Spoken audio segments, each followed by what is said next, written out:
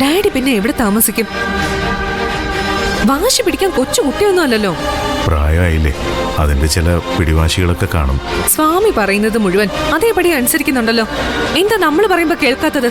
നമ്മളെ ഇഷ്ടമല്ല, അതാ കാരണം.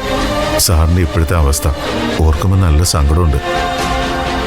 പക്ഷേ സാറ് സഹകരിക്കണ്ടേ? എന്നാലല്ലേ നമുക്കെന്തെങ്കിലും ചെയ്യാൻ പറ്റൂ. സ്വാമി രക്ഷിക്കുമെന്നും പറഞ്ഞ് ഇരിക്കുക സാറ്. അയാളൊന്നും ചെയ്യാൻ പോകുന്നില്ലെന്ന് നമുക്കല്ലേ അറിയൂ. അത് സാറ് മനസ്സിലാക്കുന്നില്ല. എന്തു ചെയ്യും? ഡാഡി ആരുടെ മുന്നിലും തോറ്റു കൊടുക്കാൻ തയ്യാറല്ല.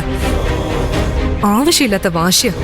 അക്ഷരേ, ധൈര്യമുണ്ടെന്ന് നമ്മൾ വിചാരിക്കുന്നവരാ പലപ്പോഴും ജീവൻ എടുക്കാറ്. അഭിമാനം പോയിന്നറിഞ്ഞാൽ ചില മനുഷ്യർക്ക് പിന്നെ ജീവിക്കാൻ തോന്നില്ല.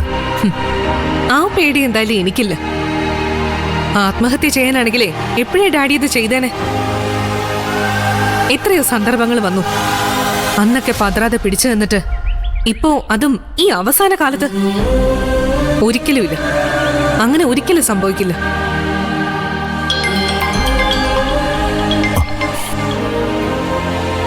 സിദ്ധുവാണല്ലോ വിളിക്കുന്നത്. എന്തെങ്കിലും അത്യാവശ്യം കാണും, എടുക്ക്. ഹലോ. ആ,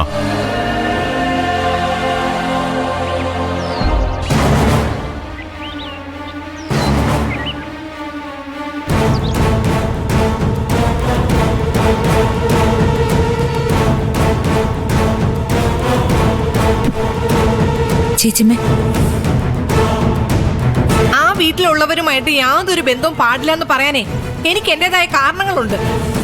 1-2 രൂപയല്ല, രൂപ 50 ലക്ഷം അതുങ്ങൾ പറ്റിച്ചത്. എന്നിട്ടിപ്പോ അതുങ്ങൾക്കൊരു ആവശ്യം വന്നപ്പോ അവൻ സഹായിക്കാൻ പോകുന്നു. അവരുടെ വീട് ജപ്തി ചെയ്യുകയോ കൂട്ടത്തോടെ വിഷം കഴിച്ച് ചാവുകയോ എന്ത് വേണമെങ്കിലും ആയിക്കോട്ടെ, അതിന് ഇവനെന്താ?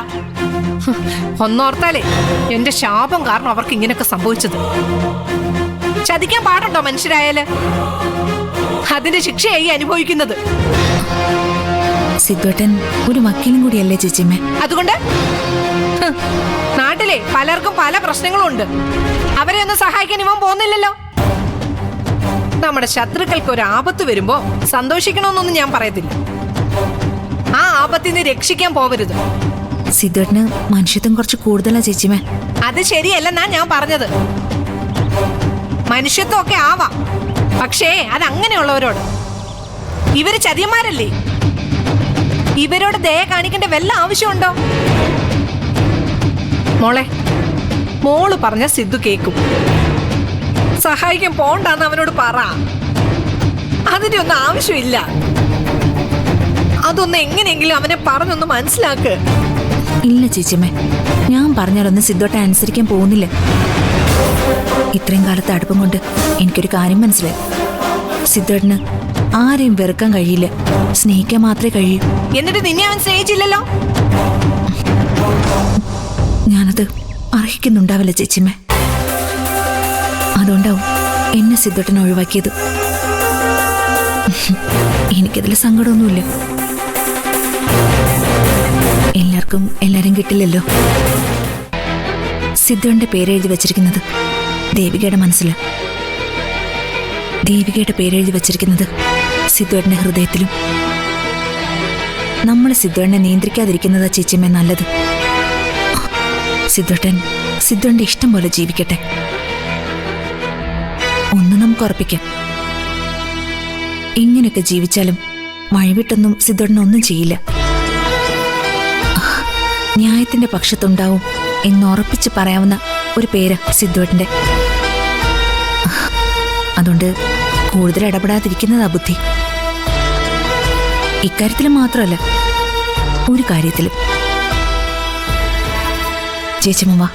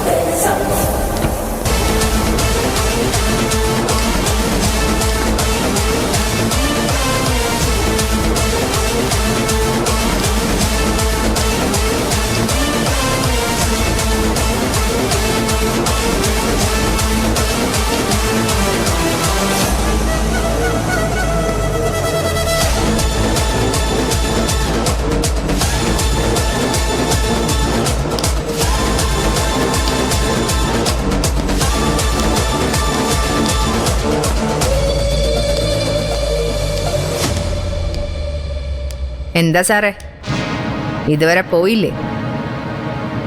എവിടെ താക്കോല്? താക്കോൽ എൻ്റെ കയ്യിൽ തന്നെ ഉണ്ട്, പക്ഷെ അത് ഞാൻ തരില്ല. തരില്ലേ?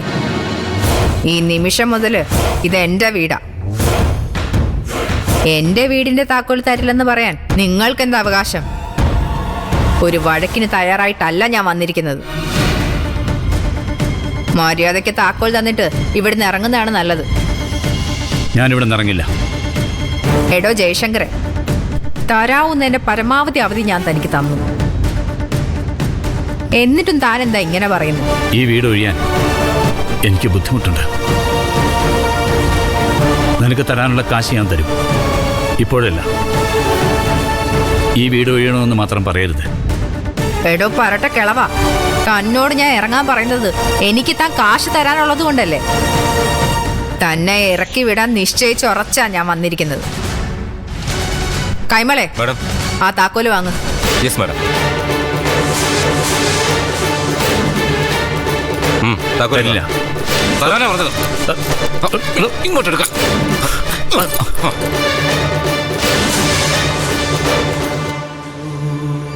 സാധാരണഗതിയിലെ തന്റെ കയ്യിൽ നിന്നായിരുന്നു ഇത് വാങ്ങേണ്ടിയിരുന്നത്. സമ്മതിച്ചില്ലെങ്കിൽ പിന്നെ എന്ത് ചെയ്യും? താൻ പേടിക്കണ്ട, ഈ വീട് ഞാൻ ഭംഗിയായിട്ട് തന്നെ സൂക്ഷിച്ചോളാം. സീതലക്ഷ്മി, ദയവ് ചെയ്ത് നീ എനിക്കൊരു അവധി കൊടുത്താ. ഇല്ല, ഇനിയൊരു അവധി തരാൻ ഞാൻ തയ്യാറല്ല. വേഗം ഇറങ്ങാൻ നോക്ക്. ഇല്ല, ഞാനിവിടെ ഒന്ന് പോവില്ല. ജയശങ്കറെ, വെറുതെ പ്രശ്നം ഉണ്ടാക്കരുത്. മര്യാദയ്ക്ക് ഞാൻ പറയുന്നത് അനുസരിക്കുന്നതാ തനിക്ക് നല്ലത്. അല്ലെങ്കിൽ പിടിച്ചിറക്കും ഞാൻ.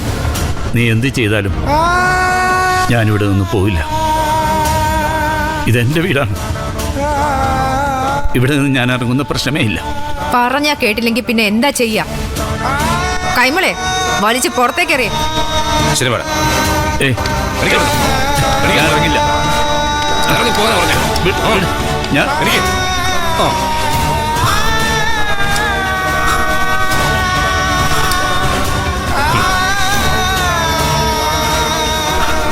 ഇറങ്ങി പോടോ. സീതാലക്ഷ്മി, എൻ്റെ ഭാര്യയുടെ ഒരു ഫോട്ടോ ഉണ്ട് ഇവിടെ.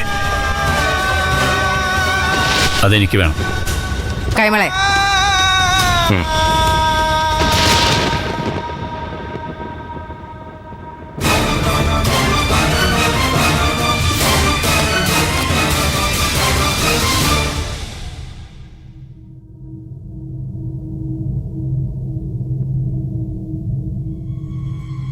മാഡം. ദാ കൊണ്ടുപോക്കോ.